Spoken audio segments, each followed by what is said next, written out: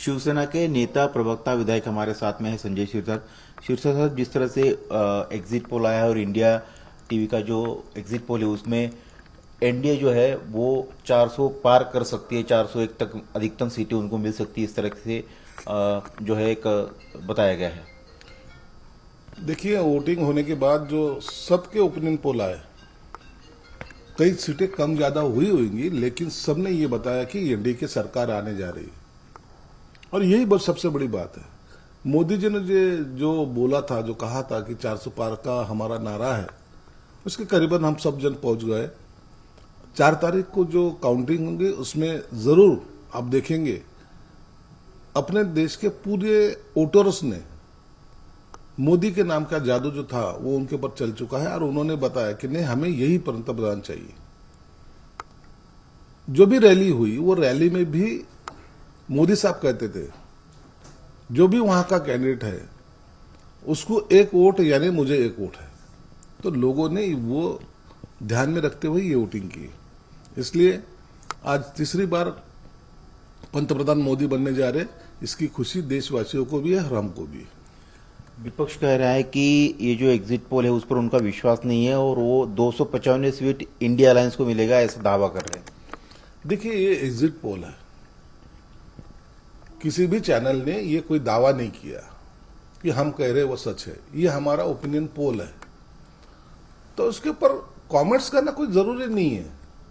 किस लिए कमेंट्स करते हो? उन्होंने कहा है, ये कोई फाइनल रिजल्ट थोड़ी है। 4 तारीख को जब काउंटिंग हुई उस दिन फाइनल होने वाला है, तो उसके ऊपर टीका टिप्पणी करना, तुम्हारा जो भी कुछ कॉन्फिडेंस होगा वो 4 तारीख को देखा जाएगा। लेकिन एक बात जरूर है, ये इंडिया आघाड़ी एक साथ नहीं लड़ी, हर कोई अपने तरीके से लड़ा है।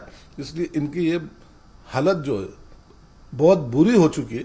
मुझे नहीं लगता ये 100 सीटें भी पार कर पाएंगे या नहीं। महाराष्ट्र में महाविकास आघाड़ी टक्कर दे रही है, ऐसा इसमें एग्जिट पोल में पता चल रहा है। और आपको भी 15 सीटें लड़ी थी आपने, कुछ सीटों का नुकसान दिखाई दे रहा है, एमवीए को फायदा होता दिखाई दे रहा है, एनडीए को थोड़ा नुकसान दिखाई दे रहा है। पिछली बार जो 41 सीटें थी उससे थोड़ी कम सीटें आएगी, ऐसा बताया जा रहा है। नहीं, ऐसा कुछ होने वाला नहीं है। और हम 15 सीट लड़े थे। हमने आज भी हमारा दावा है कि एक आधी 2 सीट कम ज्यादा हो सकती है, लेकिन हम पूरा स्वीप करने जा रहे हैं। 48 में से कितनी सीटें मिलेंगी आपको? करीबन 40-41 सीटें तो मिलने की उम्मीद तो हमको है।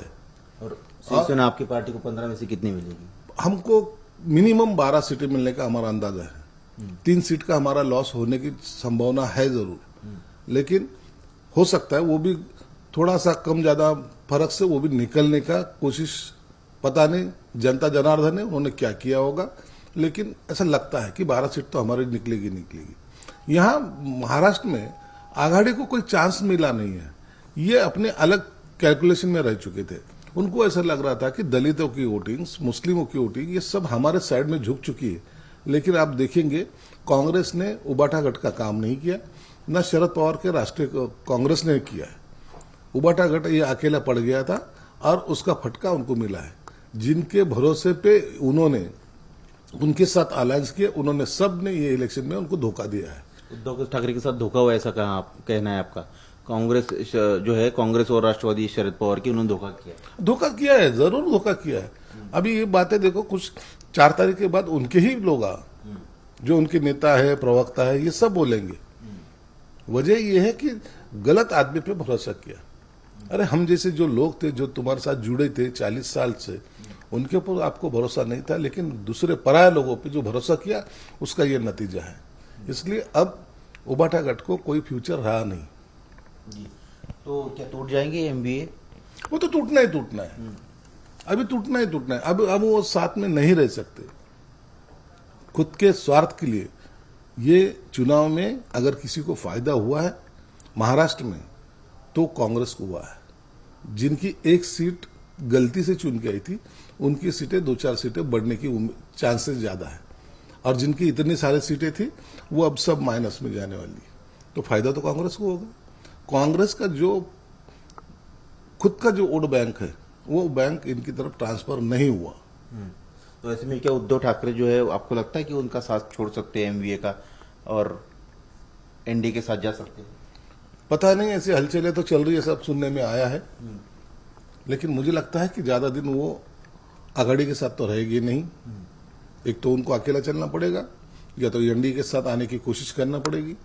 लेकिन ये चुनाव के दरमियान जो बयानबाजी उन्होंने की है वो अगर मद्देनजर रखते हुए अगर कोई बात करे तो शायद मोदी साहब उनको कितना एक्सेप्ट करेंगे ये थोड़ा क्वेश्चन मार्क है। जी, लेकिन वो अगर आना चाहेंगे तो आपको लगता है कि कोई अड़चन होगी उनके आने में? वो आए तो हमको उनको हमारी आइडियोलॉजी अडेप्ट करना पड़ेगी। जो शिवसेना प्रमुख बाला साहब ठाकरे की थी वो जो बातें कहते थे वो उनको एक्सेप्ट करना पड़ेगा। उनको उनके राय छोड़ के कैसे तुम पार्टी चला सकते हो? हिंदुत्ववाद हमारा बेस था, उद्धव साहब ने वो छोड़ दिया। सबसे बड़ा क्राइटेरिया हमारा वो रह चुका है। हमने ये कांग्रेस और राष्ट्रवादी के साथ नहीं जाना, ये बाला साहब का ख्वाब था, ये गए। तो ये बाला साहब के विचारों के खिलाफ जो काम इन्होंने किए उसकी वजह से इनकी ये हालत हुई। अगर बाला साहब के विचार लेके चलते थे, उस आइडियोलॉजी पे चलते थे, तो मुझे लगता है सबसे बड़ी पार्टी और हम भी साथ में होते थे। नहीं, वापस आए तो कोई दिक्कत होगी आप लोग एनडीए के साथ है? अभी आने तो दो, जब पता चलेगा क्या होता है। आएंगे ऐसा लग रहा है आपको? जिस तरह से अब नजर आता है एनडीए की मीटिंग से, वो तो जो इंडिया अलायंस की मीटिंग हुई दिल्ली में उसमें हिस्सा नहीं लिया, वो विदेश में थे, इनकी फोटो भी वायरल हो रही है। इनके ये हमेशा का है, इलेक्शन हो जाए कुछ हो जाए फॉरेन घूमने जाएंगे, लंदन घूमेंगे, हवा मस्त खा के आएंगे। अभी देखा है अंबानी के यहाँ शादी में वो दिखते क्रूज पे दिख रहे। यहाँ शेतकरी को पानी की दिक्कत हो रही है, पानी नहीं मिल रहा है, सूखा पड़ा है, और ये अभी लंदन में मस्त मजा कर रहे हैं। तो ये जो नेचर है ना, ये नेचर बदलना जरूरी है। इसलिए अब वो इंडिया आघाड़ी की मीटिंग को नहीं गए, उसकी वजह और क्या हो सकती पता नहीं।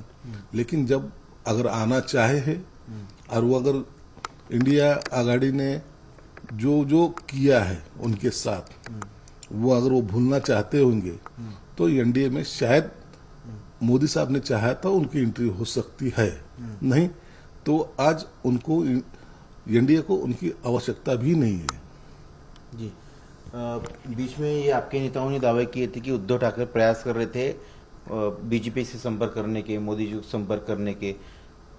क्या वो बात सही है और आगे वो बात देख सकती है हम लोग? जब हमने उठाव किया था उसी टाइम उन्होंने सब कोशिश करके देखी। अमित शाह साहब से बात भी की, उनको बोला कि हम आते हैं, आपका यहाँ का मुख्यमंत्री बनाओ, हम पाठिंबा देते हैं, हम तुमको सपोर्ट करते हैं। लेकिन वो टाइम अमित शाह ने बोला कि हम जिसको शब्द देते हैं वो शब्द पूरा करते हैं। और अमित शाह साहब रहे या मोदी साहब रहे, वो जो बोलते हैं वो करते हैं, उसके अंदर कोई कॉम्प्रोमाइज नहीं होता। ये आपने बिहार में नीतीश कुमार के बारे में देखा होगा, कम संख्या में आमदार चुन के आए, लेकिन उनको मुख्यमंत्री बनाने का शब्द दिया था, बनाए। तो ये सब चीजें राजकारणी में मायने रखते हैं। और शब्द पे टिकने वाले लोगों के साथ अगर कोई गद्दारी करे, बुराई करे, तो शायद उनको वो माफ नहीं करते। इसलिए अब ये शायद ही बहुत दूर तक निकल चुके हैं।